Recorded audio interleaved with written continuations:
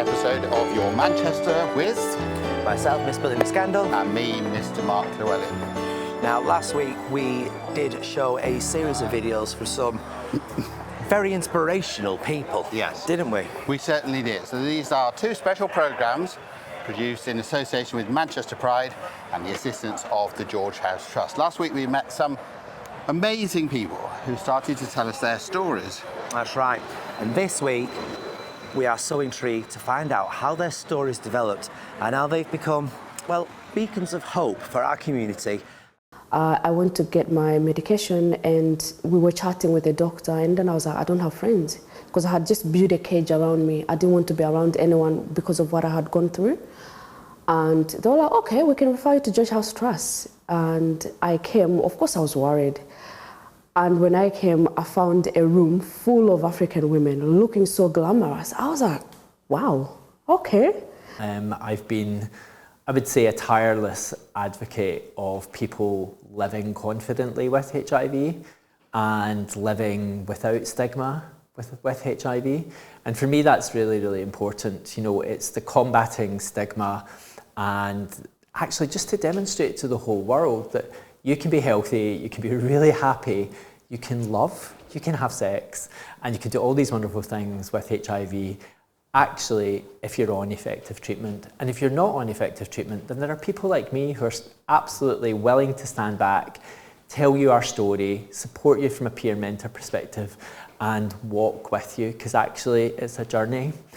And it's a journey of self-reflection, self-acceptance, and then probably a bit of self-love. I am where I am now because I had people that saw me, catch me, and supported me. So I'm now almost 2 years sober, and thankfully I didn't end my life that night. And I decided that my life didn't have to end in that way, and I didn't have to allow the stigma of other people to ruin my life and dictate the way my life was going to go. The first thing to do is accept that I am living with HIV right now, and this HIV is not going anywhere. Take it as a best friend. Take it as part of you. We have so many parts in our bodies, and include HIV as part of you. And take one step at a time. Healing doesn't just come. I do what I do because of healing as well. I look glamorous, looking so good, like everything is fine, but there's some other battles I'm fighting as well. But when I'm talking to people, when I'm raising awareness, when I'm helping other people who are in the same position as me, I go home and feel like I have changed a life. I have transformed somebody's life. It's not the end of the world. Like it's something that you can live with really well. I live a bit too well sometimes, and you know, I think back to myself when I was 22 or 17 years ago, and I'd love to be able to kind of say now that I think I'm kind of over that initial kind of stigma and that shame that I had around it. I joined George House Trust. I found them myself because I needed a support system and I didn't have one. And I knew that if I didn't find one, I would go back to drinking. So through George House Trust, I shared my story, and I ended up meeting with a peer mentor who supported me over a 12-week period. And this peer mentor was somebody who was living with HIV positively. And what I mean by that is that they didn't let HIV define them, and they owned it almost with pride. And I'd never seen somebody like that before. It's still hard to tell people that you have HIV. And we still hear kind of words bandied about our community of, are you clean? Are you not clean? You know, all this kind of stuff that really, in the grand scheme of things, is just silliness from our own community. So for me, telling the people I love, I told my workforce, because I'm a HR director and we had a World AIDS Day event, and I told them because actually it was really important to get the message of you equals you through to the workforce. And actually, I tell people this all the time. Sit down with your family when you're having breakfast. It doesn't matter if it's your uncle, your auntie, your granny, your grandpa, and have the conversation about testing, have the conversation about stigma. And I then supported a young person who was 15 living with HIV and helped him on his 12-week journey, and he's now doing very well within the community. In the next couple of months is a HIV peer navigator who will be there to help you, to support. They will have experience of being diagnosed, they will have experience of living with HIV, and they also might have experience of contracting one or two of those sister infections that sometimes we all get. And I go into schools, colleges, healthcare facilities. I've spoke at corporate events, World AIDS Day, and I share my story living positively with HIV, and I inspire others to take care of themselves, respect their bodies, and take care of their sexual health. And I try and live by that. What the hell does stigma mean? I actually, quite a while ago, went and looked up in the dictionary, and it's, you know, bad thoughts or bad connotations towards a group or an individual that with negative outcomes. I think PrEP has been incredible. I actually think it's been really incredible for challenging stigma and being able to actually have a conversation around it. So I said, you know, for the 10, 15 years of my initial kind of diagnosis and living with HIV, I didn't tell anybody. When PrEP started becoming kind of widely available and being known, and U=U was the message that was going out, I felt like I was able to have conversations that I probably couldn't have had before, because the message literally at the time, you know, was very much that HIV is still very dangerous. It's still something that's you know can make you extremely ill, which obviously it can, but there's that stigma that goes with it. When I talk to people now, you know, people are like, oh yeah, I'm on PrEP, I'm taking care of myself, and that, I think to me it leads to being able to just have a proper conversation about it without the fear. And I ended up reaching out to my dad, and we hadn't spoken for over 2 years. On and off, it was a very rocky relationship. And when I reached out to my dad and I showed him all of the videos and everything that I've done through George House Trust, he actually broke down in tears over the phone, and I broke down, and I feel that our relationship slowly started to heal. I don't even think in my school there was even a conversation around HIV and AIDS. So it's only really because I'd kind of gone looking for it myself on the internet, and I'd found all these kind of like wild stories about, you know, what can happen, that like there was just this absolute fear.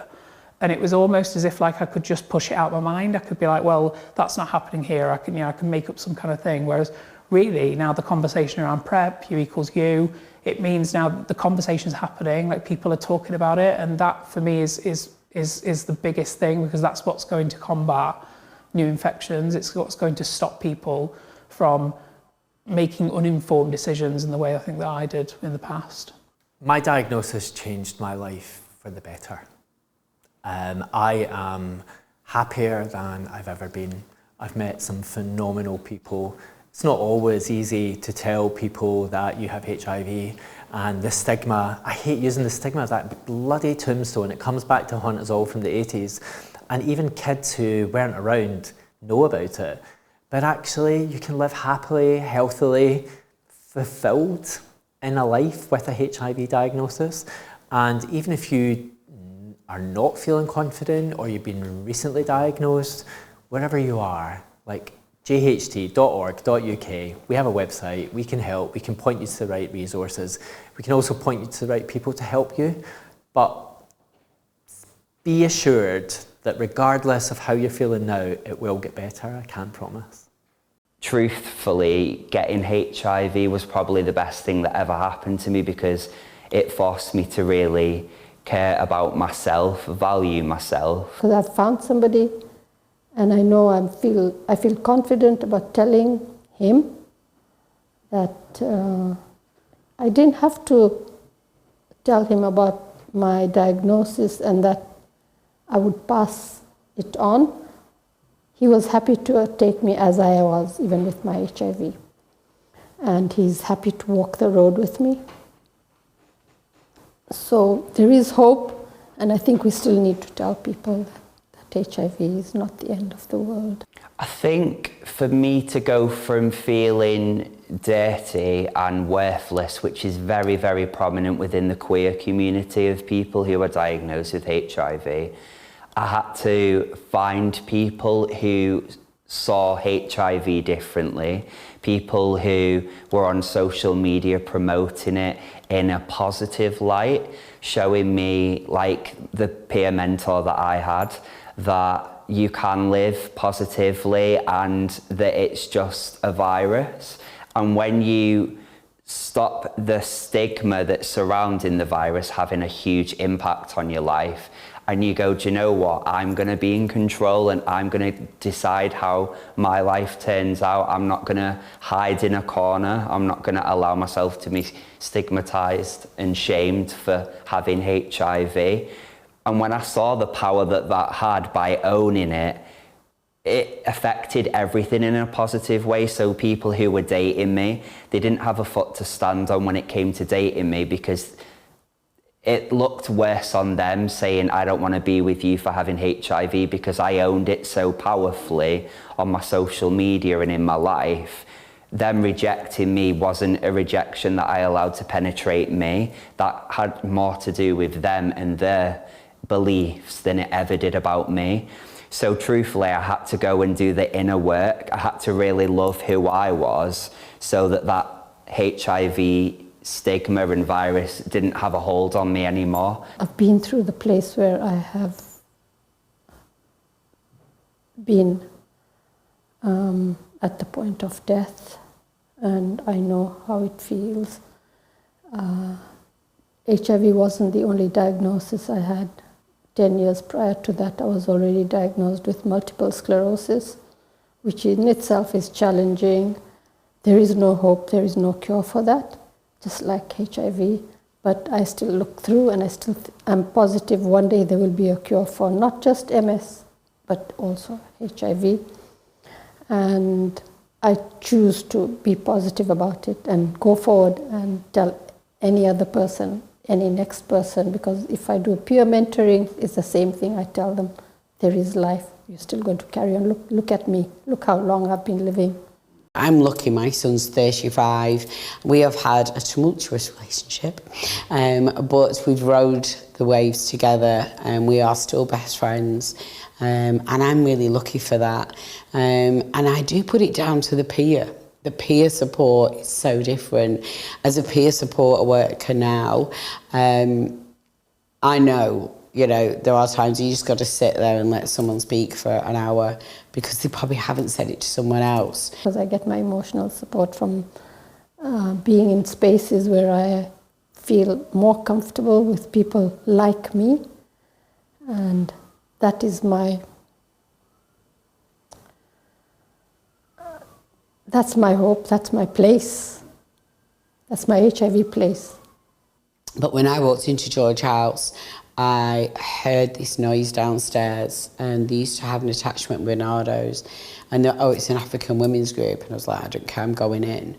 And for the first time, I really cried, and that was because these women just surrounded me, and my child was with me, and they had children there and some young teenagers, and they were like, it's going to be okay.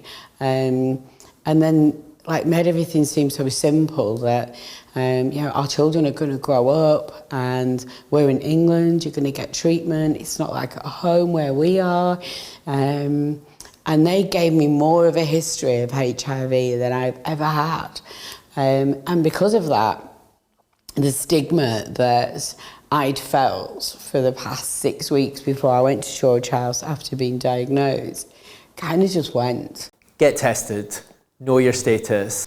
I think on the dark days where I self-harmed, I drank, did drugs, I wish, you know, I always look at my life and think, I'm not ashamed. It happened, but hey, no one died. And I'm here. Actually, we can together sort this. It has just become stronger because he had accepted me from the day I mentioned it, and he said, how dare you even would have thought of something like that? Why would I have? I would never even. I have all the more reason now to want you and to have you and to keep you with whatever you have in your life. And that touched me. And I really felt like finally somebody does care about me. And finally there will be somebody who cares about me, and finally I will have a companion, because I just wanted a companion.